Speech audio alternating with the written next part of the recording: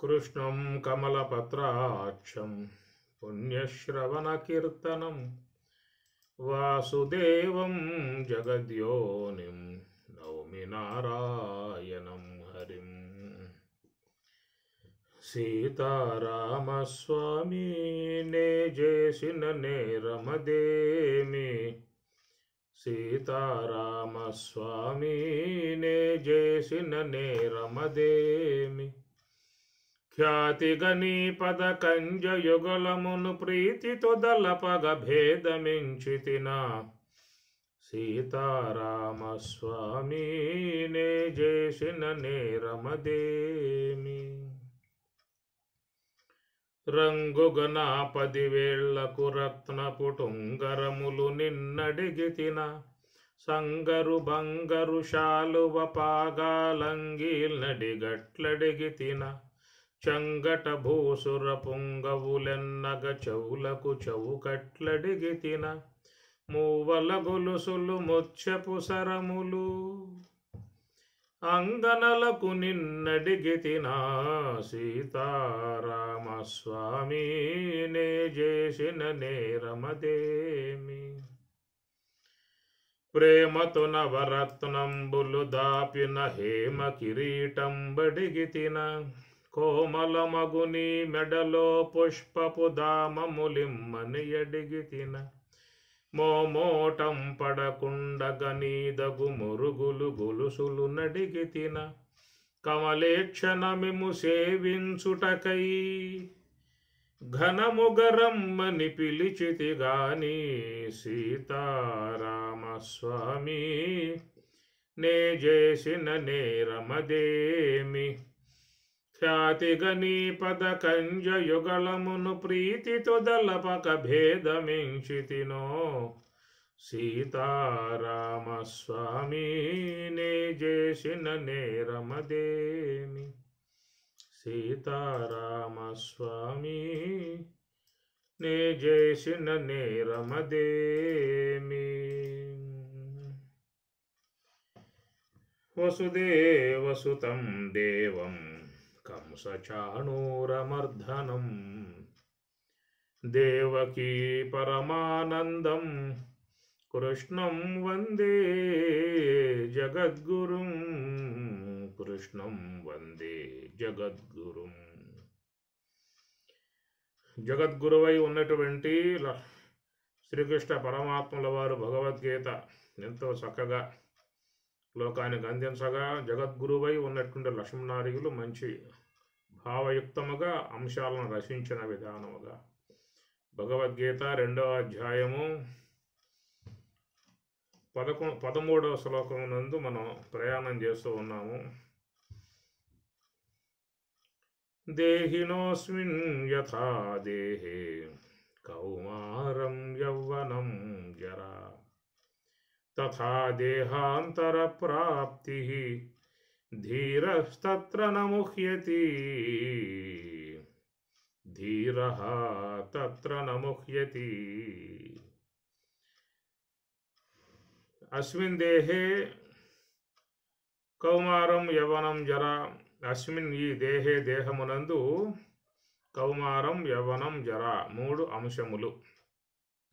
నిన్న మనం ఈ అంశాన్ని గురించి మాట్లాడుకుంటూ స్థూల దేహానికి ఉన్నటువంటి 3 దశలు అనగా బాల్యం, యవ్వనం, వృద్ధాప్యము అని, సూక్ష్మ దేహానికి సంబంధించి ఉన్నటువంటి ఏమో జాగ్రత్త, స్వప్న, సుషుప్తి.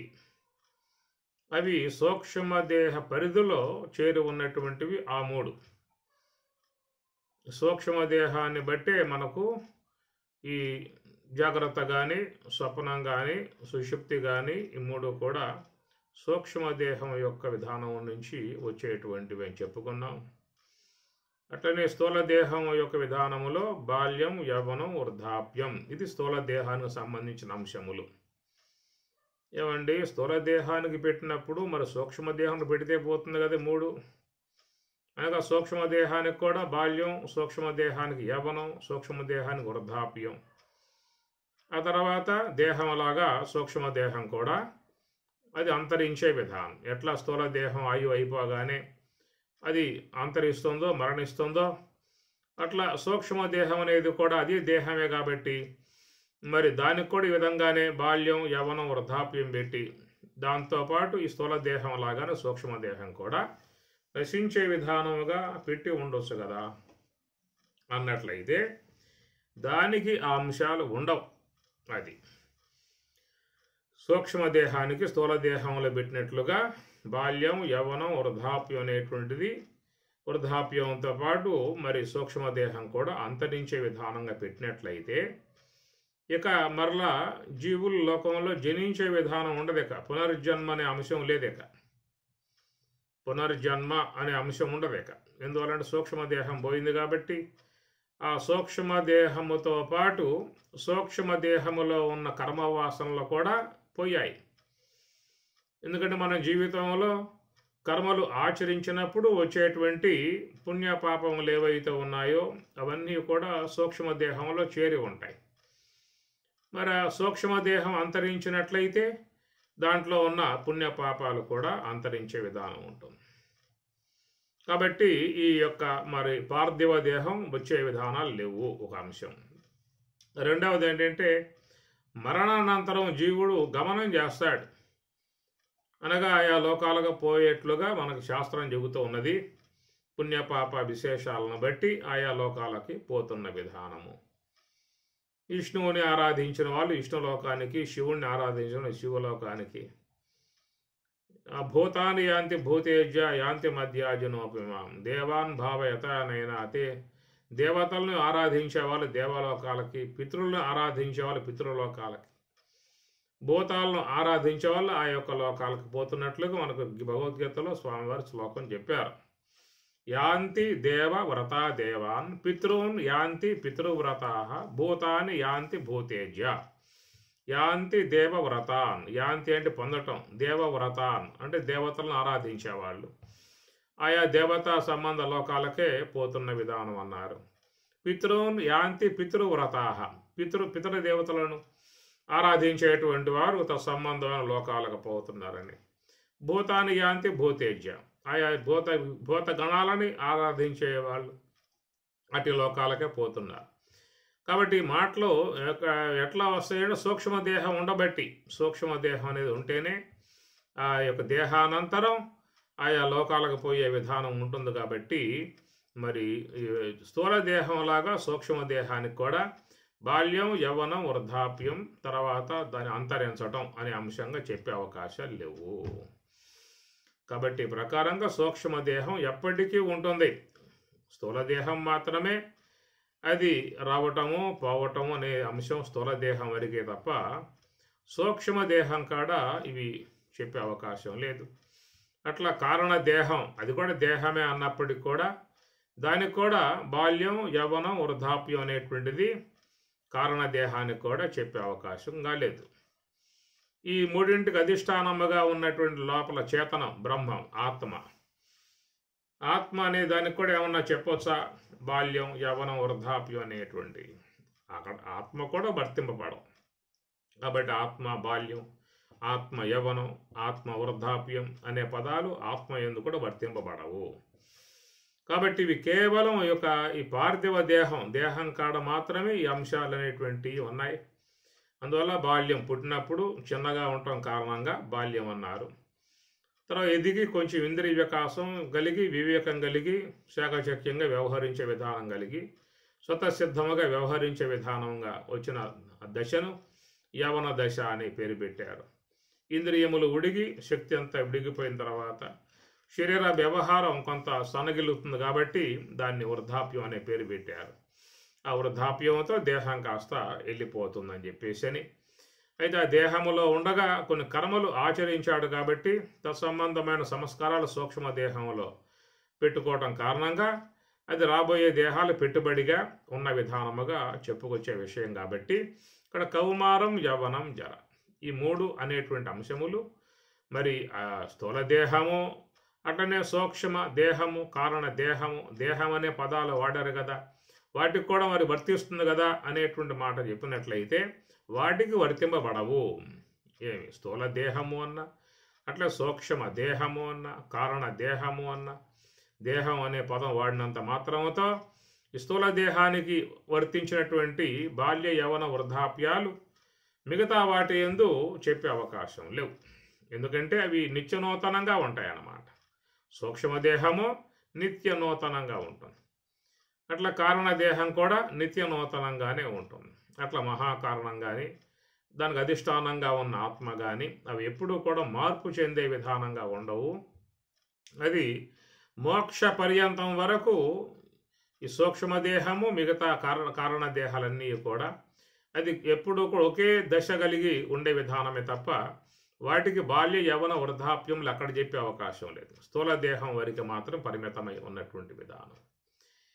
అందుచేత మరి సూక్ష్మదేహానికి ఏమన్నా చెప్పుకోవచ్చా అని అన్నట్లయితే దానికి 3 అవస్థలు చెప్పుకోవచ్చు. జాగ్రత్త అవస్థ, స్వప్నావస్థ, సుషుప్తి అవస్థ అనేది అవి చెప్పుకోవచ్చే తప్ప ఈ దేహంలో వర్తింపబడేటువంటి బాల్య యవన వృద్ధాప్యములు అక్కడ చెప్పే అవకాశం లేదు. ఒకవేళ 3 చెప్పుకోవచ్చా అని చెప్పి అన్నట్లయితే ఇవి చెప్పుకోవచ్చు. జాగ్రత్త, స్వప్న, సుషుప్తి. ఎందుకని చెప్పనంటే ఆ సూక్ష్మదేహమే ఈ స్థూల దేహంతో అనుసంధానం కలిగినప్పుడు అది పొందేదాన్ని జాగ్రత్త అవస్థ అన్నారు. ఆ స్థూల దేహంతో సంబంధం విడబడి ఒంటరిగా ఉన్నట్లయితే దాన్ని స్వప్నలోకం విధానంగా ఉండేటువంటిది. అదే ఆ సూక్ష్మదేహం అలసి సొలసి అజ్ఞానంలో విశ్రమించటం కారణంగా దాన్ని సుషుప్తి అవస్థ అని చెప్పనే మాట వాడారు. ఈ 3 కూడా సూక్ష్మదేహాన్ని బట్టే వచ్చేటువంటివి. స్థూల దేహంతో సంబంధం పడి ఉంటే జాగ్రత్త అవస్థ అన్నారు. స్థూల దేహ సంబంధాన్ని వీడి ఉంటేనేమో స్వప్నావస్థ అన్నారు. అలసిపోయి ఉంది కాబట్టి విశ్రాంతి తీసుకున్న అంశం కారణదేహంలో విశ్రమిస్తే దాన్ని సుషుప్తి అవస్థ అనేది సూక్ష్మదేహానికి మనం 3 అవస్థలు చెప్పుకోవచ్చు. కాబట్టి ఈ ప్రకారంగా కౌమారం, యవ్వనం, జరా 3 దశలు ఉన్నటువంటివి శరీరానికి. ఈ విశ్వంలో అన్నింటికి ఇంతే, సకల జీవులకి ఇంతే, సకల మానవులకు ఈ విశ్వంలో ఎంతమంది అయితే ఉన్నారు. భారతదేశంలో 130 కోట్ల జనాభా. ప్రపంచ దేశాలలో కలుపుకుంటే పెద్ద సంఖ్య వస్తుంది. కాబట్టి ఏ దేశాల్లో ఉన్నా కానీ దశలు మాత్రం ఒకటే. పరమాత్మ పెట్టి దశలు మాత్రం ఒకటే. కేవలం ఇండియా వాళ్ళకు మాత్రమే, భారతదేశం కాబట్టి భారతీయులకు మాత్రమే ఉన్నాయి. విదేశీయులు మాకు సంబంధించినటువంటి వాళ్ళు కాదు కాబట్టి అనే మాటలేమి లేవు. విశ్వమంతా పరమాత్మలో చేరి ఉన్నటువంటిదే. కాబట్టి ఏ దేశమైనా ఏ ప్రజలైనా ఎక్కడ పుట్టినప్పటికి కూడా అందరూ కూడా పరమాత్మ యొక్క అంశంలో చేరి ఉన్నటువంటి వాళ్ళే. కాబట్టి మానవుడు అనబడేటువంటి విధానంలో ఈ 3 అవస్థలు. మరి మానవేతర జీవులు ఉన్నాయి కదా, విశ్వంలో అనేక జీవులు ఉన్నాయి కదా, మరి వాటి సంగతి ఏమిటని చెప్పనంటే వాటికి కూడా ఇంతే. బాల్యం, యవ్వనం, వృద్ధాప్యం 3 అవస్థలు.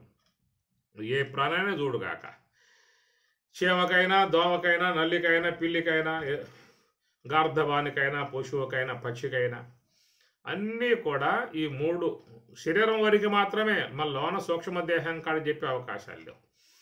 అందుచేత ఈ 3 అవస్థలు అనేటువంటివి ఈ దేహం యొక్క విధానంలో ఉన్నాయని చెప్పేసి అని తదా దేహాంతర ప్రాప్తి అనే మాట వాడారు. దేహ అంతరం అంటే దేహం. ఈ దేహం అనేటువంటిది పోతుంది, ఏదో పూట పోతుంది. కాబట్టి వచ్చిన దేహం పోవటం అనేటువంటిది ఒక నియమం విశ్వంలో ఉన్నది. కొద్ది కాలం అంతవరకే. ఆ కాలం కూడా ఇదమిద్దముగా ఉన్నది, అందరికీ సమానంగా లేదు.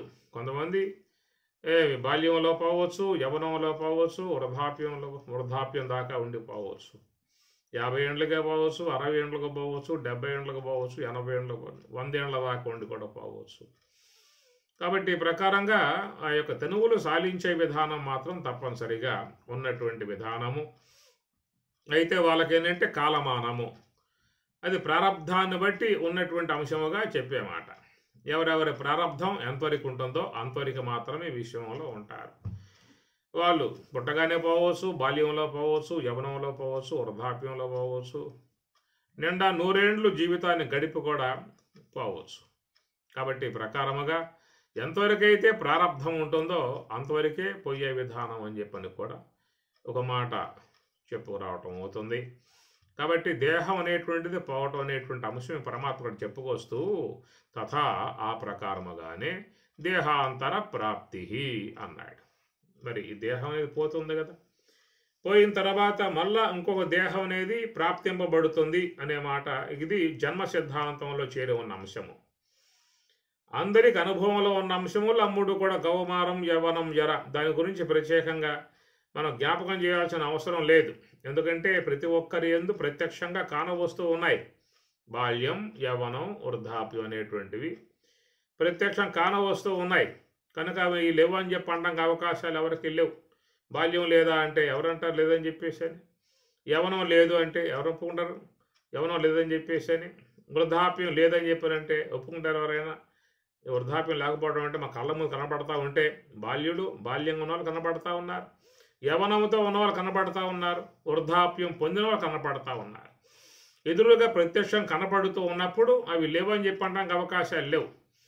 కానీ ఇక్కడ సందేహం ఎక్కడ వచ్చిందా అని చెప్పానంటే దేహాంతర ప్రాప్తి. ఈ దేహం పోయిన తర్వాత మరొక దేహాన్ని ప్రాప్తి పొందే విధానము అనేటువంటి మాట కాడ సాధారణంగా అందరికీ కూడా సందేహం అనేటువంటిది. ఎక్కడ ఉందాయా జన్మ, వచ్చాము అనుభవించాం అయిపోయింది ఏమి.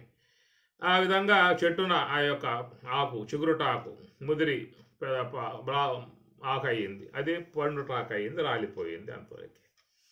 ఇంకా దీంట్లో ప్రత్యేకంగా మరొక పదార్థం అంటూ లేదు అని ప్రకారంగా జన్మ సిద్ధాంతం అనేటువంటి యొక్క అంశము కాడే చాలా వరకు సందేహము కలిగి ఉన్నటువంటి విధానం. ఎందుకంటే అది ప్రత్యక్షానుభవము అనేటువంటిది. నిన్న మనం చెప్పుకున్న అంశాలలో స్థూల దేహం యొక్క విధానంలో బాల్యం, యవ్వనం, వృద్ధాప్యం అన్నాం.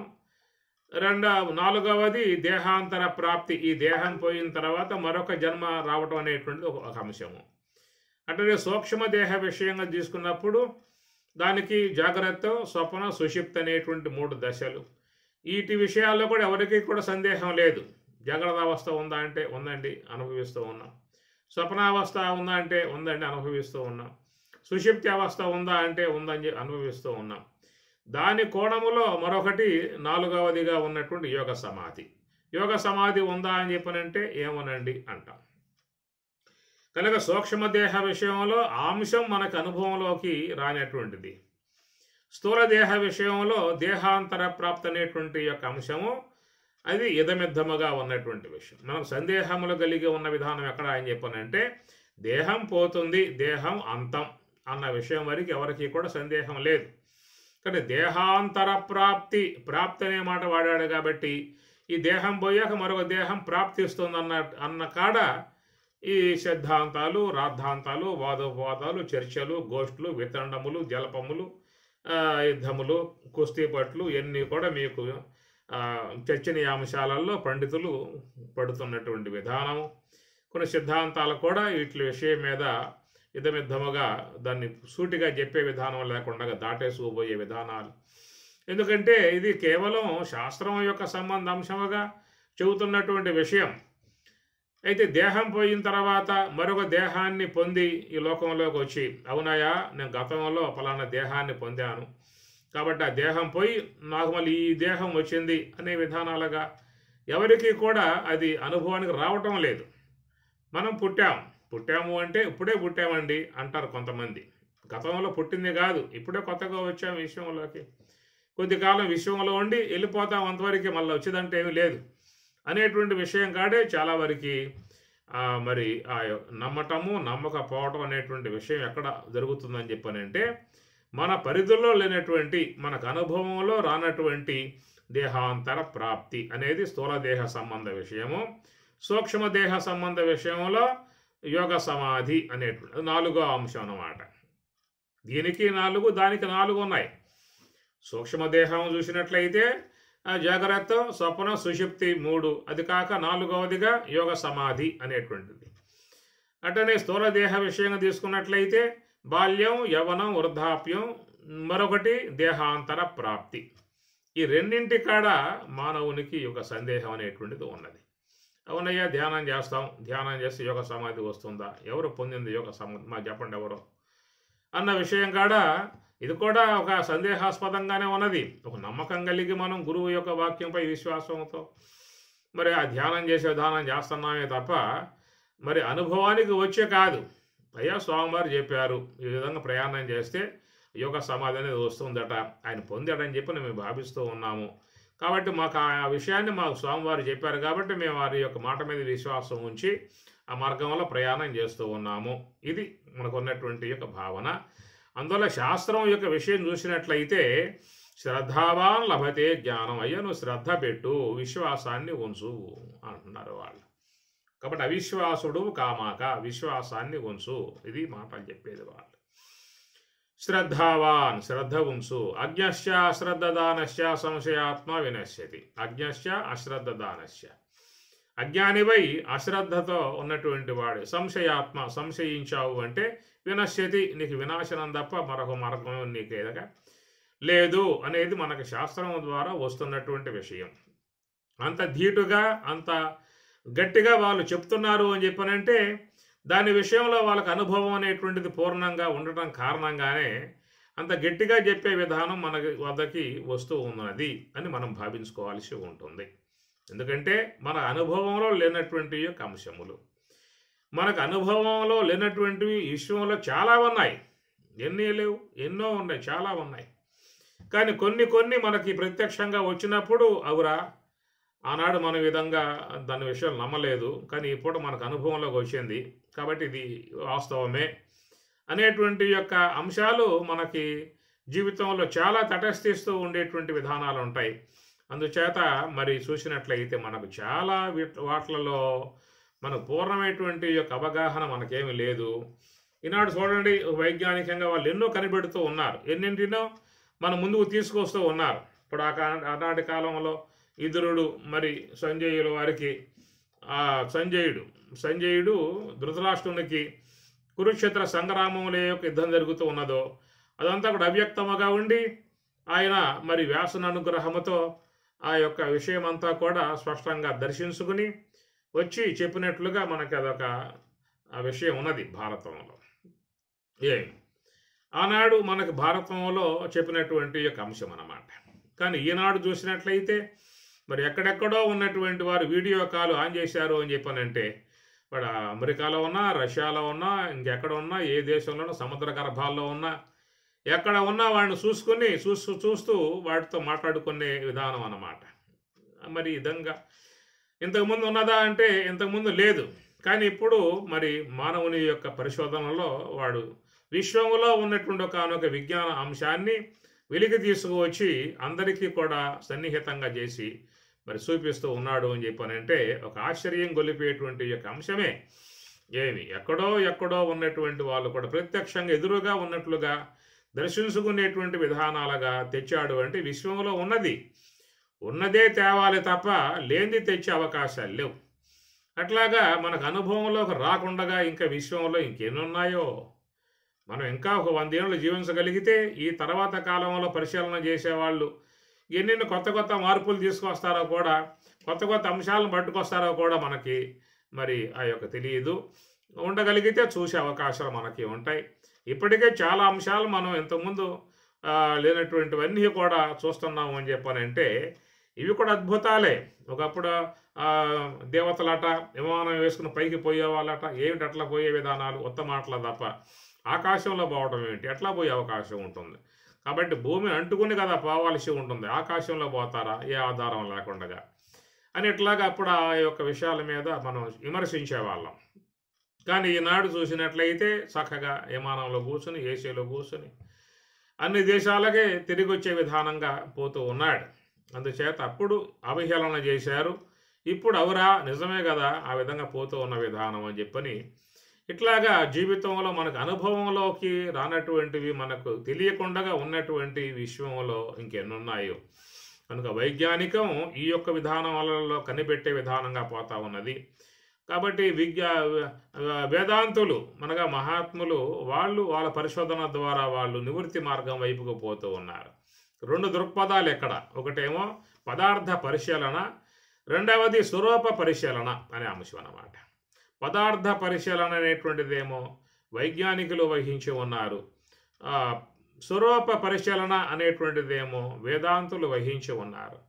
కాబట్టి వీళ్ళేమో బయటికి ప్రయాణం చేసేవాళ్ళుగా ఉన్నారు, వాళ్ళు లోపలికి ప్రయాణం చేసేవాళ్ళుగా ఉన్నారు. ఆ విధంగా లోనగా పోయి ప్రయాణం చేశారు కాబట్టి మనకి ఎన్నో వాంగ్మయం ఎంతో శాస్త్ర వాంగ్మయాన్ని అందించారు మనకి వేదం అంతయు కూడా. ఆ విధంగా వాళ్ళు తపస్సు ద్వారా గుర్తించిందే. ఈ ప్రకారంగా చాలా విషయాలు మనకి శిక్ష, కల్ప, వ్యాకరణం, నిరుక్తం, ఛందస్సు, జ్యోతిష్ శాస్త్రం, ఇవన్నీ కూడా సంగీత శాస్త్రం, వాస్తు శాస్త్రం, ఇవన్నీ కూడా మనకి వాళ్ళు ఒక తపస్సు ద్వారా అంతరాలలో ఉన్నటువంటి యొక్క అంశాలను తీసుకొచ్చారు. జ్యోతిష్ శాస్త్రం ఈనాడు ఫలానా సమయంలో ఇన్ని గంటలకు చంద్రగ్రహణము ఇన్ని నిమిషాలకు మరి ఏర్పడుతుంది, ఇన్ని నిమిషాలకు విడుస్తుంది అని చెప్పినప్పుడు చూస్తే కరెక్ట్గా అదే సమయానికి వస్తూ ఉంది. మరి ఆ లెక్కలేమిటో అవన్నీ కూడా మరి జ్యోతిష్ శాస్త్రజ్ఞుల యొక్క విషయాల్లో ఉంటాయి. చాలా గొప్ప జ్ఞానం అది. వాళ్ళు కూడా దాన్ని ఎందుకు బాగా తరబిది చేస్తూ ఉన్నారు.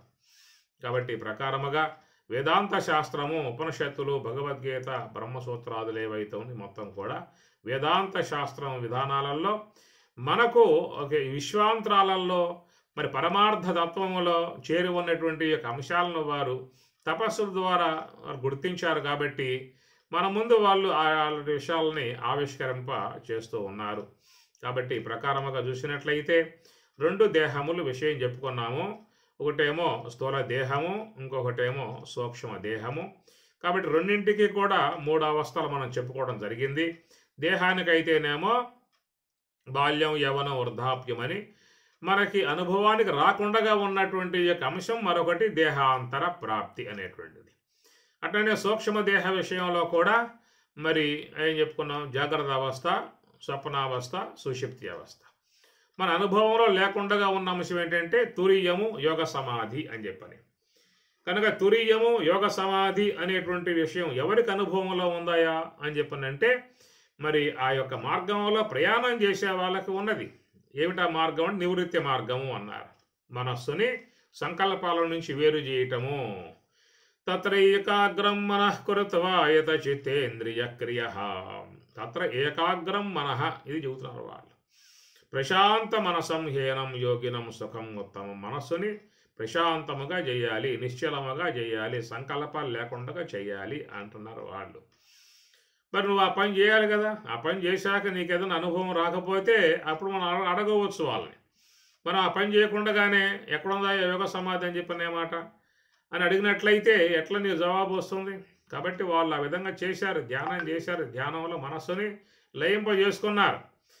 ఆ లయింపజేయటం వల్ల కలిగేటువంటి యొక్క యోగ సమాధి, దాన్ని మోక్షం యొక్క స్వరూపముగా, అది బ్రాహ్మీ అనుభవముగా చెప్పేటువంటి అంశం అన్నమాట. దానికి వాళ్ళు చెప్పేటువంటి యొక్క అంశాలను మనం ఫాలో కావాలి, అవి మన జీవితంలో ఆచరించాలి. ఆచరించగలిగితే అనుభవానికి వస్తుంది, ప్రతిదానికి ఒక ప్రాసంగి ఉంటుంది. కనుక దాన్ని మనం అనుసరించాలి, అనుకరించాలి, ఆ మార్గంలో పయనించాలన్నమాట. ఇప్పుడు వైజ్ఞానికంలో ఒక అంశం ఉందనుకోండి, వాళ్ళు కనిపెట్టి మనకు ఆ విషయాన్ని శాస్త్రం ద్వారా అందించారు. అయ్యా ఫలానా ల్యాప్టాప్ తీసుకోండి, దాన్ని విధముగా తయారు చేశాము, ఈ పదార్థాలు కావాలి, ఇలాంటి వస్తువులు కావాలి, ఇట్లా వాటి కమ్యూనికేషన్ ఉంటాయి, ఈ విధంగా చేయగలిగితే నువ్వు కూడా ఆ వస్తువు తయారు చేయగలుగుతావు అని చెప్పిన విధానంలో దాని యొక్క సంబంధ జ్ఞానాన్ని మనకి పుస్తక రూపకంగా ఇచ్చారు. లేదా వాళ్ళ దగ్గర కూర్చునైనా మనం దాన్ని నేర్చుకోవాల్సి ఉంటుంది. కాబట్టి వాళ్ళు చెప్పే ప్రాసంగం అంతా కూడా, చెప్పే విషయం అంతా కూడా బాగా మనం చేసినట్లయితే నీవు కూడా ఆ వస్తువు తయారు చేయగలిగే అవకాశం నీకు ఏర్పడుతుంది. ఇట్లాగా పెద్దానికి ఒక వైజ్ఞానికం ఉన్నది. విశ్వంలో ఏ పదార్థాలు అయితే మన కొత్తగా వచ్చాయో వాటికి సంబంధించిన జ్ఞానం అంతయు కూడా ఉన్నది. మన కోర్సు అధ్యయనం చేసి ప్రయోగాత్మకముగా చేసినట్లయితే నీకు ఆ వస్తువును విశ్వంలోకి తీసుకురావచ్చు. అలాంటి విధానం అన్నమాట. అట్లాగా పారమార్థిక విషయంలో కూడా వాళ్ళు చక్కగా సాధన చేసి ఆ యొక్క అనుభవాన్ని వాళ్ళు పొందారు. మీరు కూడా అలాంటి అనుభవం పొందేటువంటి అపేక్ష ఉన్నట్లయితే ఈ మార్గంగా మీరు పోవాల్సి ఉంటుంది. ఇది పతంజలి చెప్పిన మాట. ఏం చెప్పారని చెప్పారంటే యమ, నియమ, ఆసన, ప్రాణాయామ, ప్రత్యాహార, ధారణ, ధ్యాన, సమాధి అని ఆయన అష్టాంగ ప్రక్రియ ఒకటి ఏర్పాటు చేసుకున్నాడు. యమ నియమాసన ప్రాణాయామ ప్రత్యాహార ధారణ ధ్యాన సమాధియోహో అష్టౌ అంగాని, 8 అంగములుగా ఆయన పెట్టినటువంటి యొక్క అంశం. వాటి సంబంధమై ఉన్నటువంటి యొక్క విషయాలు మీకు ఆయన గారే మొత్తం కూడా క్షుణ్ణంగా సవివరంగా చెప్పుకొచ్చారు. ఒకసారి మీరు పతంజలి యోగ శాస్త్రంలో పోవాలి కనుక ఆ యొక్క సాధన పాదంలో పోతే ఆ సాధన పాదంలో మీకు ఇవన్నీ కూడా అష్టాంగ ప్రక్రియ, యమం అంటే ఏమిటి, నియమం అంటే ఏమిటి, ఆసనాలు అంటే ఏమిటి, ప్రత్యాహారం అంటే ఏమిటి, ధ్యానం ఏమిటి, ధారణ ఏమిటి, యోగ సమాధి ఏమిటి, ఇవన్నీ కూడా ఆయన గారు వివరంగా చెప్పుకొచ్చాడు. అది కొంచెం మనం ఆ సబ్జెక్ట్ని అధ్యయనం చేయాలి. ఈ ప్రకారంగా మరి ఆ మహాత్ములందరూ కూడా యోగ సమాధి యొక్క సంబంధమై ఉన్నటువంటి యొక్క అంశాన్ని చెప్పిన విధానమే సీతారామాంజనేయులో రామచంద్రమూర్తి అమనస్క యోగంలో ఇలాంటి ప్రక్రియ ఆయన గారు చెప్పిన విధానం. స్థూల శరీరం సుస్థిరంబుగనుండు సర్వేంద్రియంబులపశాంతి నందు సన్మనః పవనములు చంచలింపకయుండు కామాది శత్రువర్గము నశింసు స్ఫురత్తు అమానిత్వాది సుగుణములు సమకూరు ఘన గుణాదీత లక్షణమునదవు బులుపారు వైరాగ్య బోధోపరతులు సంపూర్ణంబులైమది బొదలుచుండు పరమ సుఖవార్ది ఉప్పొంగి పారుచుండు ముందట వసించి మోహించి మోక్షలక్ష్మి సర్వమును బ్రహ్మమును జూసు శాంతి నిధికి అని ఒక చక్కటి వివరణాత్మక అంశాన్ని రాముడు తన సాధనాంశాన్ని ఆ ప్రకారంగా ఆయన గారు తెలియజేసినటువంటి యొక్క అంశం. కనుక మనం చెప్పినటువంటి యొక్క విషయాన్ని ఫాలో కావాలి. ఆ సాధనాంశాన్ని గ్రహించి చేయగలిగితే నీకు కూడా అనుభవం కలిగే అవకాశం ఉంటుంది. చేయకపోతే ఎట్లా వస్తుంది? ఏదైనా చేస్తే కదా ఏ అనుభవానికి వచ్చేది. కనుక అది ప్రాక్టీస్గా జీవితంలో అనుష్ఠించాలి. అవన్నీ కూడా మహాత్ములు చెబుతున్నటువంటి యొక్క విషయం. అట్లా భాగవతంలో మనకు ప్రథమ స్కందంలో శమీక మహర్షి యొక్క యోగ సమాధి యొక్క అంశాన్ని గురించి అక్కడ వేదవ్యాసుల వారు మనకు అందించినటువంటిది అన్నమాట. మెలగుట సాలించి మీలిత నేత్రుడై శాంతుడై కూర్చుండి జడతలేక ప్రాణ మనోబుద్ధి పంచేంద్రియంబులు బహిరంగ వీధుల బారనీక జాగరణాదిక స్థానత్రయము దాటి పరమమై ఉండిటి పదము తెలిసి బ్రహ్మభూతత్వ సంప్రాప్త విక్రయుడై అని ఈ విధంగా శమీక మహర్షి ధ్యానం చేసే విషయాన్ని గురించి ఆయన యోగ సమాధి యొక్క అంశాన్ని గురించి అక్కడ మనకి చెప్పుకొచ్చేటువంటి విధానం ఆయన సాధన ద్వారా పొందాడు కాబట్టి మనకు అంశం మహాత్ములు అందించారు. అట్లాగా చూస్తే చాలా అంశాలు మనకి యోగ సమాధి గురించి మహాత్ములు తమ సాధన ద్వారా ఆస్వాదించిన అంశం మనకి తెలుస్తూ ఉన్నది. అట్లా పరమశివుడు కూడా ధ్యానం చేసిన అంశం మౌన వ్యాఖ్యా ప్రకటిత పర బ్రహ్మతత్వం యువానాం వరిశిష్టాంతే వసదృశ్యగణై ఆవృతం బ్రహ్మనిష్టై ఆచార్యేంద్రం కరకలిత చిన్ముద్రమానందమూర్తిం స్వాత్మా రామం ముదిత వదనం దక్షిణామూర్తి పరమశివుడు ఆయన కూడా ధ్యానములో ఉండి అంటే యోగ సమాధి యొక్క స్థితిని పొందినట్లుగా మనకు పెద్దలు చెప్పేటువంటి విధానం. అట్లా కృష్ణ పరమాత్మ కూడా ధ్యానం చేసిన అంశం మీకు మరి భారతం శాంతి పర్వం కాడ పరమాత్మ ధ్యానం చేస్తున్న అంశం మీకు వేదవ్యాసుల వారు చూపించారు భారతంలో. అది కూడా చూడండి ఒకసారి ఎట్లా ఉంది పరమాత్మ యొక్క ధ్యానం అనే అంశం మీద చెబుతూ పంచాత్మికంబైన పవనంబు నిగృహీతమైనది భవదింద్రియంబులు మనమునందాగబడ్డవి అవియును నదియును బుద్ధి ఎందు దిగించి శుద్ధమైన నాలవ తెరవనలోలతారహితములుగాగా అన్నియును సంకలితములుగా గూర్చనవాడ ఈ పరమ ధ్యానమే మికతన నరసనొక లోకమునకు కొండొక్క వింతలేక విస్మయము పొందే వినగ నరహమేని వినిపింపవే నాకు ఇత్తెరంగు అని ధర్మరాజుల వారు కృష్ణ పరమాత్మ ధ్యానాన్ని గురించి చక్కగా అడగటం జరుగుతుంది. ఆయన కూడా ఆ ధ్యానములో యోగ సమాధిని ఆస్వాదించినట్లుగా మనకు భారతం చెప్పేటువంటి మాట. ఇట్లా బ్రహ్మేంద్ర స్వాముల వారు కానీ అన్నమాచార్యుల వారు కానీ అందరూ కూడా ఆ యొక్క సాధనా అంశము ద్వారా దివ్యానుభవాన్ని పొందినటువంటి వారై చెప్తున్నటువంటి మాట. అది 4వదిగా ఉన్నటువంటిది. అది ఉపనిషత్తుల్లో కూడా మరి మాండుక్యంలో వచ్చే మాట. నాంతః ప్రజ్ఞం న బహిష్ప్రజ్ఞం నో భయతః ప్రజ్ఞం న ప్రజ్ఞానఘనం న ప్రజ్ఞం నా ప్రజ్ఞం అదృష్టం అవ్యవహార్యం అగ్రాహ్యం అలక్షణం అచింత్యం ఏకాత్మ ప్రత్యయసారం ప్రపంచ ఉపశమం శాంతం శివం అద్వైతం చతుర్థం అన్నాడు. అక్కడ కూడా చతుర్థం అంటే 4వది అని అర్థం. ఆ 4వది యోగ సమాధి.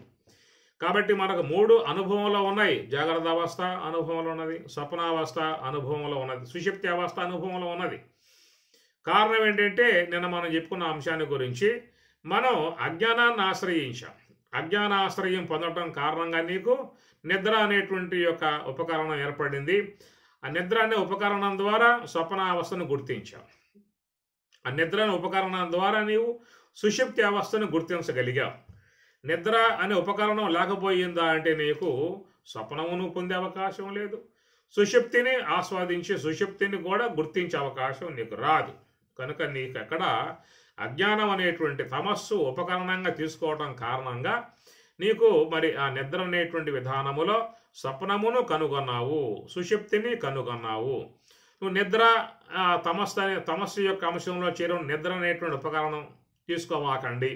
మీకు స్వప్నావస్థ వస్తుందేమో చూడండి, సుషుప్తి అవస్థ వస్తుందేమో చూడండి. ఏమి ఇది వహించండి మీకు కావాలంటే.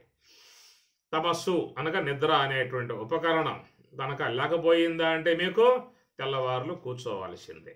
చాలా భరింపరాని విధానం, చాలా వేదనాత్మకమై ఉన్న విధానం. అందుచేత నువ్వు స్వప్నమును కనుగొన్నావు అంటే, సుషుప్తిని కనుగొన్నావు అంటే నిద్ర అనే ఉపకరణం తీసుకున్నావు, తమస్సు ఉపకరణం తీసుకున్నావు. అట్లాగా మహాత్ములు యోగ సమాధి అనేటువంటి దాన్ని గుర్తించటానికి సోహం హంస అనే ఉపకరణాన్ని వాళ్ళు తీసుకున్నారు. ఉపకరణాన్ని ఆసరాగా చేసుకోవడం కారణంగా వాళ్ళు నాలుగవదిగా చెప్పేటువంటి చతుర్థం మన్యంతే స ఆత్మ సవిజ్ఞేయ అని మాండుక్యంలో చెప్పిన అనుభవాన్ని వాళ్ళు మరి దీని యొక్క ఆశ్రయం ద్వారా దాన్ని వాళ్ళు కనుగొనగలిగినటువంటి విధానము. మరి ఏనాడైనా అజ్ఞానాన్ని ఉపకరణముగా తీసుకుని స్వప్నము సుషుప్తిని కనుగొనే విధానాలుగా ఉండటమే తప్ప ఏనాడైనా గురువులు చెప్పే విధానాలలో హంసను ఉపకరణంగా తీసుకుని మనం ఏమన్నా ప్రయాణం చేసిన విధానం ఉన్నదా? ఇది చూసుకోవాల్సిన అంశము. కాబట్టి యోగ సమాధి అంటే సర్వోన్నతమై ఉన్న స్థితి, సమస్త ఋషులు, యోగులు, బ్రహ్మవేత్తలు, జ్ఞానులందరూ కూడా ఉన్నటువంటి స్థితి, సమస్త వేదవాంగ్మయం అంతా కూడా ప్రబోధించేటువంటి స్థితి, అది సర్వోన్నతమై ఉన్నటువంటి బ్రహ్మమును అనుభవ రూపకంగా తెచ్చేటువంటి స్థితి, దాన్ని యోగ సమాధి అని చెప్పేసి అన్నారు. దానికి ఉపకరణం మీకు ఉన్నటువంటి నివృత్తి మార్గముగా ఉన్నటువంటి హంస యొక్క ఆశ్రయం ఉపకరణము. ఆ ఉపకరణం అనేది లేకుండా పోతే నీకు ఆ యొక్క అనుభవాన్ని పొందే అవకాశం లేదు. ఇప్పుడు చెప్పుకున్నట్లుగా అజ్ఞానం అనే ఉపకరణం కనుక లేకపోయిందా అంటే నీకు సుషుప్తి అనుభవం పొందే అవకాశం లేదు. అటనే సాత్వికం అనే ఉపకరణం లేకపోయిందా అంటే నీకు జాగ్రత్త అవస్థను పొందే అవకాశం లేదు. జాగ్రత్త అనుభవాన్ని పొందాలంటే సాత్వికం ఉపకరణం అది ఉండాలి. అది ఉంటే నీకు జాగ్రత్త అనుభవం కలుగుతుంది. అటనే అవిద్య, అజ్ఞానం, నిద్ర అనేటువంటి ఉపకరణం ఉంటేనే నీకు స్వప్న సుషుప్తి అనుభవం కలిగే అవకాశం ఉన్నది. అదే ప్రకారముగా హంస అనే దానిని ఉపకరణంగా చేసుకుని వాళ్ళు నివృత్తి మార్గము ద్వారా మరి ఆ యొక్క బ్రహ్మము యొక్క అనుభవాన్ని 4వ అనుభవముగా వాళ్ళు పొందగలిగారు. వాళ్ళని ఋషులు అన్నారు, యోగులు అన్నారు, తత్వవేత్తలు, బ్రహ్మవేత్తలు అన్నారు. ఇలాంటి పదాలు మనకు వర్తించే అవకాశం లేదు. ఎవరైనా పెట్టుకోవచ్చు, ఋషి అని పెట్టుకోవచ్చు, బ్రహ్మజ్ఞాని అని చెప్పి పెట్టుకోవచ్చు. అట్లాగా ఆ పదాలకి సామాన్య విధానం ఎవరికి కూడా అర్హత లేదు, యోగ్యత లేదు. ఎవరికి ఉండే విధానాలు వాళ్ళే ఉంటాయి తప్ప అందరికీ వచ్చే అవకాశం లేదు. అది ఇక్కడ ఉన్నటువంటి యొక్క అంశము.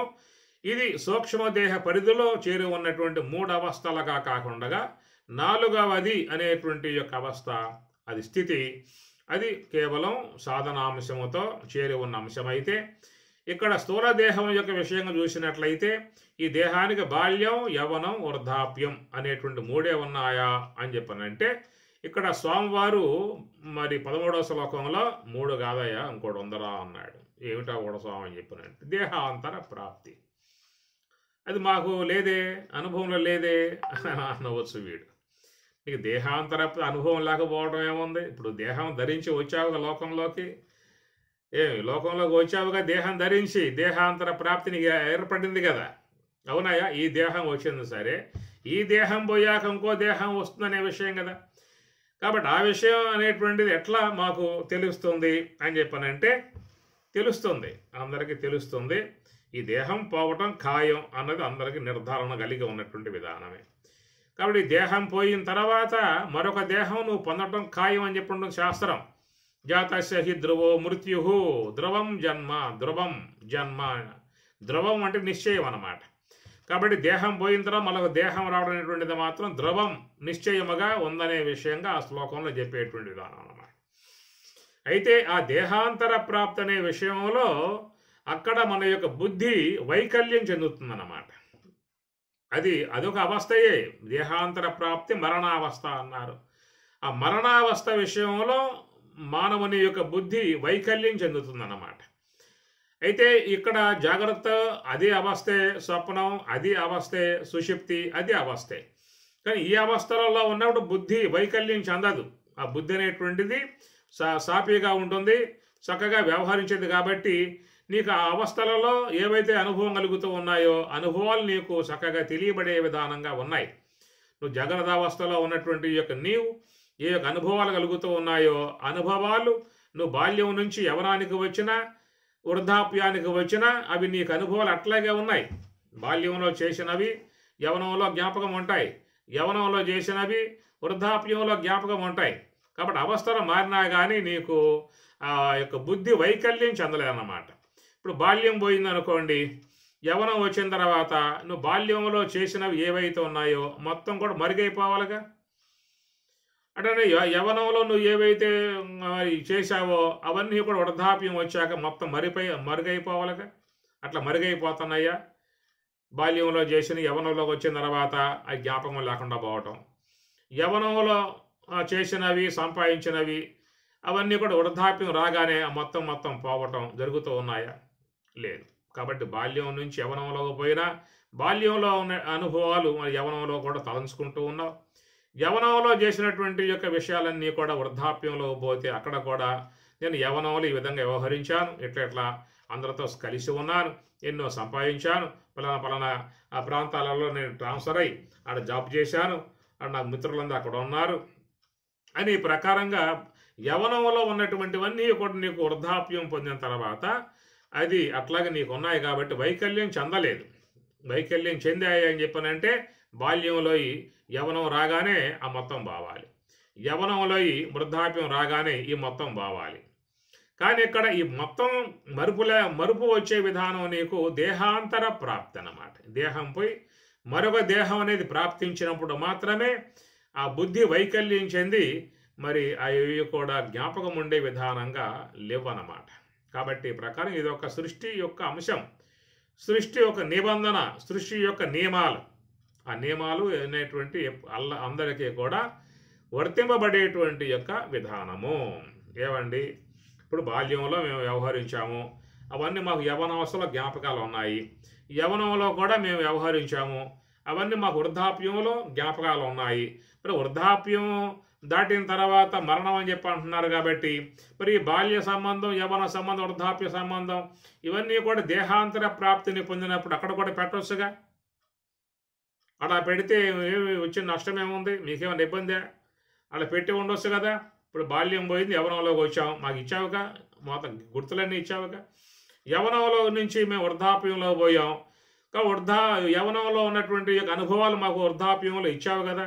ఇచ్చిన విధానంగానే మాకు దేహాంతర ప్రాప్తిని పొందినప్పుడు కూడా ఇస్తే మాకు బాగుండేది కదా.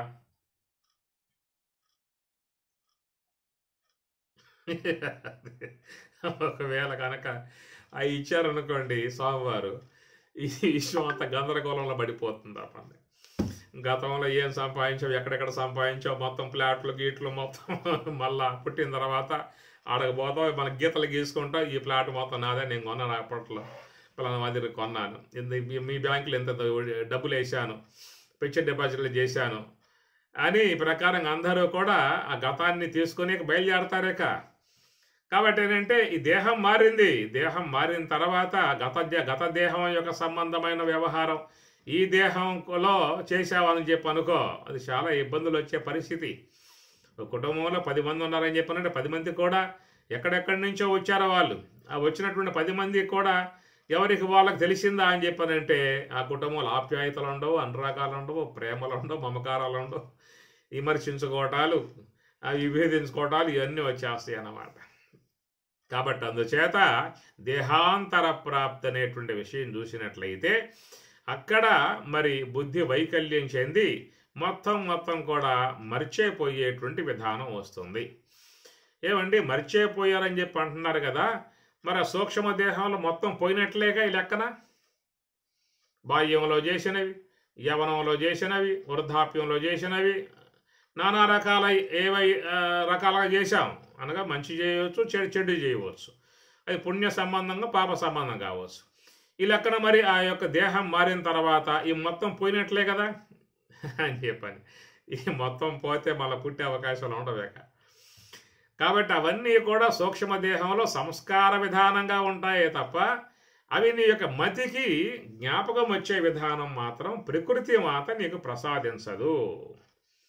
దాని సంచిత కర్మ అనే భాగంలో చేరిపోతుంది. ఇక ఈ శరీరంలో ఉండి నువ్వు ఈ దేహం అనే ప్రారంధాన్ని అనుభవిస్తూ తిరిగి మరలా ఆగామి కర్మగా ఈ లోకంలో కార్యాలు చేసి, పుణ్య కార్యాలు కానీ పాప కార్యాలు కానీ ఇవి చేయడం ద్వారా వచ్చేటువంటి ఈ పుణ్య పాప సంబంధ సంస్కారాలు ఏవైతే ఉన్నాయో అవన్నీ కూడా ఈ దేహం ఉన్నంత వరకు నువ్వు జ్ఞాపకం చేసుకోవచ్చు. పలానా సమయంలో యజ్ఞం చేశాను, పలానా సమయంలో గుడికి పోయాను, పలానా సమయంలో క్షేత్రయాత్రకు పోయాను, పలానా సమయంలో దాన ధర్మాలు చేశాను, పలానా సమయంలో వాడికి దూరహం చేశాను, అన్యాయం చేశాను, వాడిని ఎంతో నిందించాను. ఇవన్నీ కూడా నువ్వు ఏ యొక్క దశలు పొందుతూ ఉన్నా కానీ, అనగా బాల్యం నుండి యవనం, దాని వృద్ధాప్యం పొందుతూ ఉన్నా కానీ నీకు మాత్రం అవి లోపల మళ్ళా జ్ఞాపకం వచ్చే విధానంగా మాత్రం పెట్టాడు వ్యవహారం చేసుకోవటానికి. కానీ దేహాంతర ప్రాప్తి అనే విషయం వచ్చినప్పుడు అక్కడ నీకు మరొక దేహం ప్రాప్తించిన విధానం కాబట్టి అక్కడ ఆ గుర్తులు మళ్ళా నీకు మతికి రావు అంతవరకే. మరి మొత్తం పోయినట్లే కదా, ఎక్కడికి పోతాయి, ఎక్కడ పోయేదే ఉండవు. మొత్తం సూక్ష్మ దేహంలో బ్యాంకులో పడిపోయాయి అంతేక. కనుక లోన ఉన్న సంస్కారం దాని సంచిత కర్మ అనే పేరు పెట్టారు. అదంతా సంచిత కర్మ, అది పెద్ద ప్రోగ్ అన్నమాట. అట్లా అనేక జన్మలుగా పడుతూ ఉన్నటువంటి భాగమే సంచిత కర్మ అన్నారు. దాని నుంచి కొంత భాగాన్ని తీసుకుని మనం ఈ దేహం ధరించి లోకంలోకి వచ్చాం కాబట్టి ఆ వచ్చిన కర్మని ప్రారబ్ధం అని పేరు పెట్టారు. అంటే ప్రకర్షేణ మిక్కుటముగా ఆరబ్ధం. ఆరబ్ధం అంటే ప్రారంభం. ఆరబ్ధం ప్రారబ్ధం అంటే మిక్కుటముగా మంచిగా ఆ యొక్క కర్మ అనేది నీకు అనుభవ రూపకంగా వచ్చేసింది కాబట్టి ప్రారబ్ధం అంటే స్టార్ట్ అయిందన్నమాట. ఇక ఈ దేహముతో ఉండి మనం కొత్త కర్మలు ఆరంభం చేస్తూ ఉన్నాం, కొత్తవి చేస్తూ ఉన్నాం. చేసేవన్నీ కూడా మరి మంచివి ఉండవచ్చు, చెడ్డవి ఉండవచ్చు. ఇతరులకు ఉపకారం చేసే ఉండవు, ఇతరులకు అపకారం చేసే ఉండవు. అన్నీ రెండు రకాలు ఉంటాయి. కాబట్టి మానవ జీవన విధానములో ఇతరులకు వాళ్ళ ద్వారా కష్టం కలిగే విధానం ఉంటుంది, ఇతరులకు వాళ్ళ ద్వారా సుఖం కలిగే విధానం ఉంటుంది. కనుక మరి ఈ విధంగా సాగిపోయే విధానాలలో వచ్చేటువంటి కర్మను ఆగామి కర్మ అనే పేరు పెట్టారు. గమ్ అంటే పోవటం, ఆగం అంటే రావటం. ఈ వచ్చే కర్మను ఆగామి కర్మ అన్నారు. ఆ వచ్చే కర్మ ఎక్కడ పడుతుందా అంటే సూక్ష్మ దేహంలో పోయి పడుతుంది. ఏ కర్మ అయినా కానీ మొత్తం కూడా సూక్ష్మ దేహంలో పడాల్సిందే, స్థూల దేహంలో పడదు. కాబట్టి ఆ సూక్ష్మ దేహంలో పడ్డటువంటి కర్మను నువ్వు చూసుకోవచ్చు. కావాలంటే పుస్తకం తెరువు, ఆ పేజీలు ఇప్పు. ఆ పేజీలు తిప్పుతూ ఉంటే నువ్వు ఎక్కడెక్కడ ఏ గ్రామాలలో ఏ పూట ఏమేం చేశావో మొత్తం కూడా చదువుకోవచ్చు ఆ పుస్తకంలో. చిత్రగుప్త చిట్ట. కాబట్టి ఆ ప్రకారముగా ఈ దేహం ఉన్నంత వరకు ఏమన్నా చూసుకోవచ్చే తప్ప దేహాంతర ప్రాప్తి మరొక దేహం వచ్చినప్పుడు కూడా చూసుకుంటా అని చెప్పనంటే మాత్రం అక్కడ మీకు చదువుకునే అవకాశాలు లేవు, చూసుకునే అవకాశాలు లేవు, ఏమి లేవా అని చెప్పనంటే లోపల సూక్ష్మముగా ఆ సూక్ష్మ దేహములో ఆ కర్మలు ముద్రలు ఉంటాయి అనేటువంటి మాట అన్నమాట. కాబట్టి ఈ ప్రకారం ఇదో చట్టం, విశ్వం యొక్క చట్టం. మనకు కూడా ప్రభుత్వాలు, కేంద్ర ప్రభుత్వం ఉంది, రాష్ట్ర ప్రభుత్వం ఉన్నది. కాబట్టి వాళ్ళకు కూడా కొన్ని నియమాలు ఉన్నాయి, ఎట్లా ఉండాలి, ఎట్లా ప్రవర్తించాలి అనే నియమాలు అనేటువంటి వాళ్ళకే ఉన్నాయి. ఇవి ఉన్నటువంటి యొక్క ఆయా దేశాలలో ఉన్నటువంటి వాళ్ళు ఆయా చట్టాలు పెట్టుకుంటారు, పరిపాలన చేస్తూ ఉంటారు. కాబట్టి ఇది విశ్వ చట్టంలో కూడా కొన్ని నియమాలు అనేటువంటి ప్రకృతి విధానాలలో ఉంటాయి. అవి అమలబడుతూ ఉంటాయి. కనుక అమలబడే విధానంగా చూసినట్లయితే ఇక్కడ మనకు స్వామివారు చెప్పే మాట దేహాంతర ప్రాప్తి. దేహం పోయిన తర్వాత దేహం అంతం అవుతుంది అన్నారు, బాగానే ఉంది, అది అందరికి అనుభవంలో ఉన్న విషయమే. అంతర ప్రాప్తి ఏమిటి మళ్ళా అనే విషయం కాడే ఇక్కడ పెద్ద రగడ. ఇక్కడ ప్రాప్తి అనేది గట్టిగా వాళ్ళు చెబుతూ ఉన్నారు. ఎక్కడే జన్మ మళ్ళీ పుట్టేది ఏమిటి అక్కడ అనేటువంటి వాళ్ళు లోకంలో ఉన్నారు. కానీ ఇక్కడ చెప్పే మాట మాత్రం దేహాంతర ప్రాప్తి, మరొక దేహం ప్రాప్తించే విధానం మాత్రం ఖాయం అనేటువంటి మాట స్వామివారు చెబుతూ ఉన్నారు. కాబట్టి ఆ మాటను ప్రామాణికంగా తీసుకుని మన జీవన విధానాన్ని కొనసాగించుకోవాల్సి ఉంటుంది. ఇతరులకి ఉపకారం చేసే విధానముగా బతకగలిగితే, ఇతరులకు హాని లేకుండా బతకగలిగితే కొంతవరకు మనం క్షేమాన్ని పొందే అవకాశం అనేది ముఖ్యంగా వస్తుంది. అందువల్ల కొన్ని సిద్ధాంతాలు లోకంలో ఉన్నాయి. అవన్నీ కూడా జన్మ సిద్ధాంతం అంగీకరించే విధానం కాదు. ఇస్లామిక్ కానీ క్రైస్తవం కానీ ఈ రెండు కూడా జన్మ సిద్ధాంతాన్ని వాళ్ళు అంగీకరించరు. మళ్ళీ ఎక్కడే పుట్టేది వచ్చామేది అయిపోయింది, మళ్ళీ పోయామా అంటే అంతే సంగతులు అనేటువంటి మాట. అవి సిద్ధాంతపరంగా ఉన్నటువంటి అంశములు. అవి ఈ ఇటీవల కాలంలో ఏర్పడేటువంటివి కూడా ఆ మతములుగా ఉన్నటువంటివి. 2000 ఏండ్లు అవుతుంది ఒక క్రైస్తవం అనేటువంటి మతం ఏర్పడి. 500 ఏండ్లు అవుతుందని చెప్పేసి అని ఒక 5000 ఏండ్లు 500 తర్వాత వచ్చినటువంటిది ఇస్లామిక్ మతం అని చెప్పని. ఇట్లా కాలాంతరంలో ఇవన్నీ కూడా ఏర్పడ్డటువంటివి. బుద్ధుడిని బట్టి బౌద్ధం, జనుని బట్టి జైనం, క్రీస్తుని బట్టి క్రైస్తవం, మహమ్మద్ను బట్టి మహమ్మదీ మతం, ఇట్లాగా ఒక్కొక్క వ్యక్తి అనుసరించి వచ్చినటువంటి యొక్క అంశాలు ఇటీవల కాలంలో వచ్చిన అంశాలు. కానీ అనాదిగా చెప్పేటువంటి విషయం వేదం. వేదం అపౌరుషేయము అని అనాదిగా వచ్చే అంశము అని. దాంట్లో చాలా వరకు విషయాలు మరి చక్కగా సహేతుకముగా అందిస్తున్నటువంటి యొక్క అంశాలు మీకు బాగా వస్తాయి. స్థూల పంచీకరణ, సూక్ష్మ పంచీకరణ, పంచకోశ వివేకము ఇత్యాది చాలా మనకి మరి హేతుబద్ధముగా ఉన్నటువంటి యొక్క అంశాలు మనకు చెప్పే విధానం. ఎందుకంటే మరి భగవద్గీతే కాదు, చాలా ఉన్నాయి మన శాస్త్ర విషయం అంతా కూడా. షడ్ దర్శనాలు, న్యాయ, వైశేషిక, యోగ, సాంఖ్య, ఉత్తర మీమాంస, పూర్వ మీమాంస అని చెప్పని షడ్ శాస్త్రాలు అన్నారు. షడ్ దర్శనాలు అని చెప్పని అన్నారు. షడ్ దర్శనాలు అని చెప్పని అంటారు. ఆస్తిక దర్శనాలు, న్యాయము, వైశేషికము, యోగము, సాంఖ్యము, ఉత్తర మీమాంస, పూర్వ మీమాంస. ఇవి కొంత అధ్యయనం చేయగలిగితే చాలా విషయాలు మనకి ఎలుగులోకి వచ్చే అవకాశం అనేటువంటిది ఉంటుంది. కాబట్టి ప్రకారముగా ఉపనిషత్తులు కూడా మనకి 108 ఉపనిషత్తులు ఈశా, కేన, కట, ప్రశ్న, ముండ, మాండక్య, ఐతరేయ, తైతరేయ, బృహదారణ్యక, చాందోగ్య, కైవల్య, స్కంద, అమృత బిందు, అమృతనాద, యోగ శిఖోపనిషత్తు, యోగ రహస్యోపనిషత్తు, అంశోపనిషత్తు, అన్నపూర్ణోపనిషత్తు, ఇట్లాగా మనం చూసినట్లయితే 108 ఉపనిషత్తులు. అవి కూడా ఒక సమాచారాన్ని అందించే విధానంగా అవన్నీ కూడా బయలుదేరాయి. కాబట్టి ఈ విధముగా ఒక విషయం ఉన్నది, మనకు సమగ్రంగా దాని యందు పరిచయం లేదు. కాబట్టి మనం వాటిని అధ్యయనం చేయకపోవడం కారణంగా ఇలాంటి విషయాల మీద సందేహం కలిగే అవకాశం ఏర్పడుతుంది.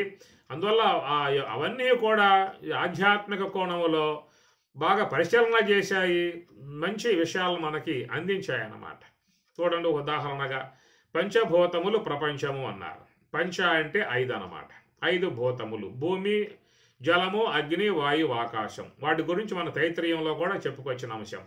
ఏతస్మాదాత్మన ఆకాశ సంభూత, ఆకాశాద్ వాయు, వాయో అగ్ని, అగ్నే ఆపః, అద్భ్యః పృథివీ, పృథివ్యాం ఓషధయ, ఓషధేభ్యో అన్నం, అన్నాత్ శుక్ల. క్రమం అన్నమాట.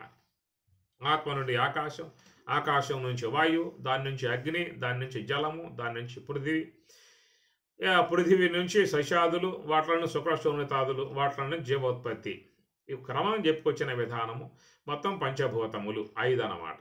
ఈ 5 గురించిన అంశం మీద సాంఖ్యశాస్త్రం బయలుదేరి అనేక అంశాలు బోధించింది మనకు సాంఖ్యశాస్త్రం. కపిల భగవానుల వారు సాంఖ్యశాస్త్రం అంటారు. యోగశాస్త్రం అది పతంజలి మహర్షి చాలా విషయాలు దాన్ని చెప్పుకొచ్చారు. అంటే సాంఖ్యంలో కపిల భగవానుల వారు చాలా మంచి విషయాలు మనకు సాంఖ్యశాస్త్రం ద్వారా వస్తాయి. అంటే న్యాయ వైశేషికాలు కూడా పదార్థ మీమాంస మీద వాళ్ళు కూడా చక్కటి విషయాలు బోధించారు. ద్రవ్య, గుణ, కర్మ, విశేష, సమభావ, అభావ అని అంటూ సప్త పదార్థాలు బోధించడం, దాంట్లో చాలా విషయాలు దాంట్లో వస్తాయి. కాబట్టి ఇక్కడ ముఖ్యంగా ఏంటంటే సాంఖ్య విచారంలో మనకి మన యొక్క శరీరం, మన యొక్క నిర్మాణ విధానం, మనకున్నటువంటి ఇంద్రియ సముదాయం అన్నీ కూడా సహేతుకముగా హేతుబద్ధముగా చెప్పిన అంశం. ఏమిటని చెప్పానంటే 5 భూతములే కాబట్టి అందరికీ కూడా 5 ఇంద్రియాలే ఉంటాయి.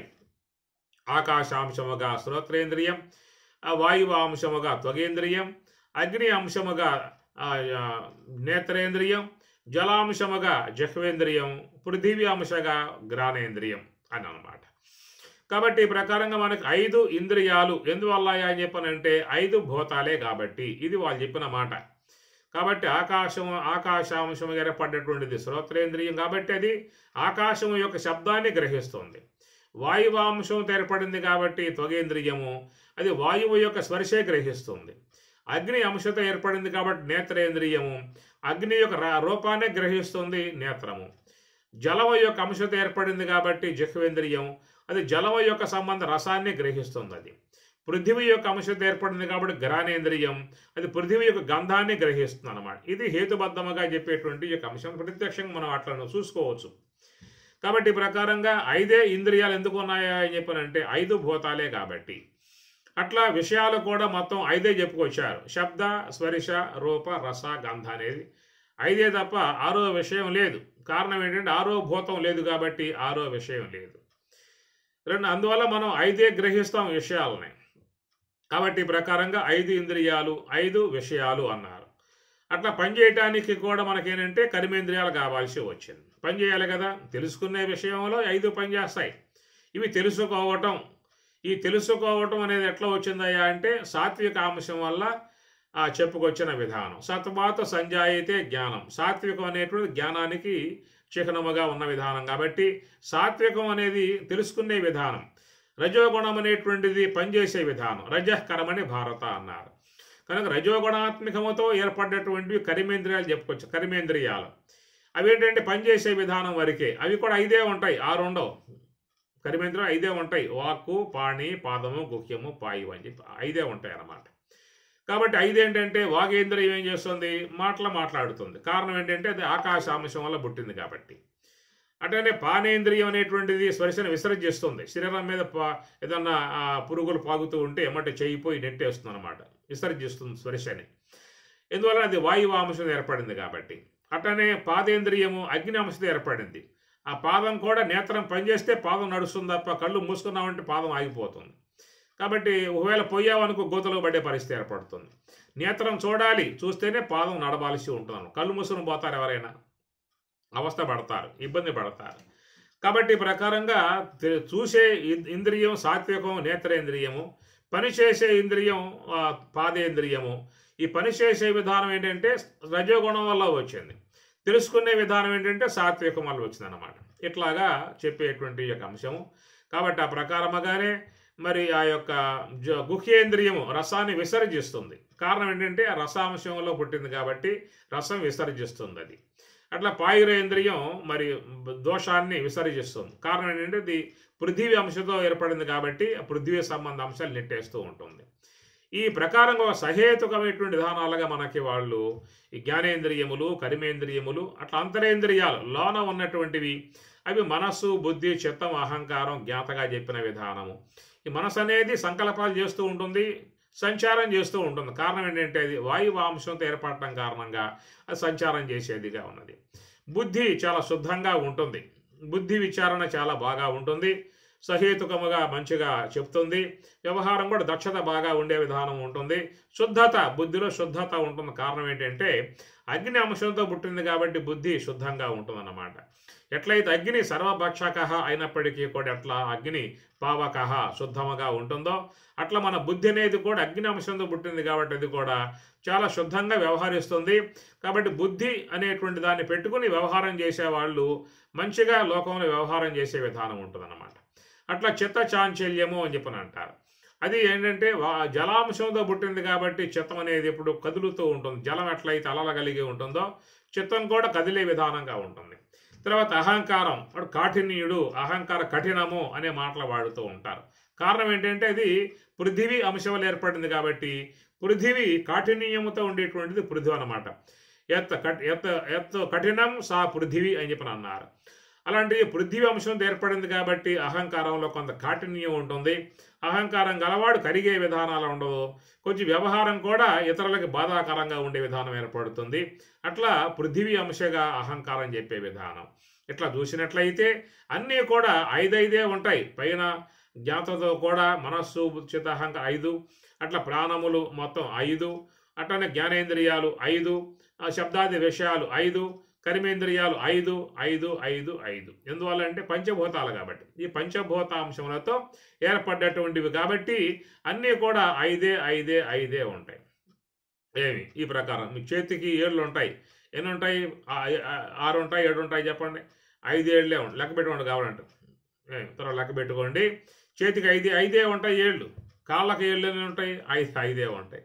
ఇదొక క్రమ విధానం. సృష్టి విధానంలో ఒక ప్లాన్ ప్రకారంగా ఆ సృష్టి వ్యవహారం ఉన్న విధానం కాబట్టి అవన్నీ కూడా మహాత్ములు దర్శించి తపస్సు ద్వారా చెప్తున్నటువంటి యొక్క అంశాలు కాబట్టి అలాంటి విషయాలలో మనం శ్రద్ధగా వినాలి, మనసు పెట్టాలి, ముందు వినాలి. వింటే ఒకటొకటి కూడా మనకు మెల్లగా మనసులోకి వచ్చే అవకాశాలు ఉంటాయి కాబట్టి ఈ ప్రకారంగా చెప్పే విధానంలో మనకు తెలియకుండా ఉన్నటువంటి అంశాలను ఎత్తి చూపించడమే మహాత్ముల విధానం కాబట్టి ఇక్కడ దేహాంతర ప్రాప్తి, ఆ దేహం పోయిన తర్వాత మరొక దేహం ప్రాప్తించే విషయం అనేటువంటి విషయం మీద, జన్మ సిద్ధాంత విషయం మీద చెబుతున్న విషయం. మనం దీని విషయంలో అటు సూక్ష్మ దేహము, ఇటు స్థూల దేహము 2 భాగాలలో చెప్పుకున్నాము. సూక్ష్మ దేహానికి 3 ఉన్నాయి. అవి జాగ్రత్త, స్వప్న, సుషుప్తి అని. స్థూల దేహానికి 3 ఉన్నాయి. అవి బాల్యం, యవ్వనం, వృద్ధాప్యము అని. ఈ 3 కాకుండా మనకు తెలియకుండా ఉన్న 2 ఏమిటని చెప్పానంటే సూక్ష్మ దేహ విధానంలో యోగ సమాధి అనబడేది, స్థూల దేహ విధానంలో దేహాంతర ప్రాప్తి, మరొక దేహాన్ని పొందటము అనేటువంటివి మాత్రం ఈ 2 కూడా మనకి అనుభవంలో లేకుండా ఉన్నటువంటి అంశములు కాబట్టి వాటి విషయం మీద పరమాత్మ ఆయన చట్టం కాబట్టి ఆయన చెప్పుకొచ్చే విషయాలు మనం విని మరి అట్లా గ్రహించుకుని ప్రయాణం చేయాల్సి ఉంటుంది. కాబట్టి దేహాంతర ప్రాప్తి చూద్దాం ఇంకేముందో. ఓం సహనావతు సహనౌ భునక్తు సహ వీర్యం కరవావహై తేజస్వినావధీతమస్తు మా విద్విషావహై. ఓం శాంతి శాంతి శాంతి. హరి ఓం తత్సతు. శ్రీ గురుభ్యో నమః. హరి ఓం.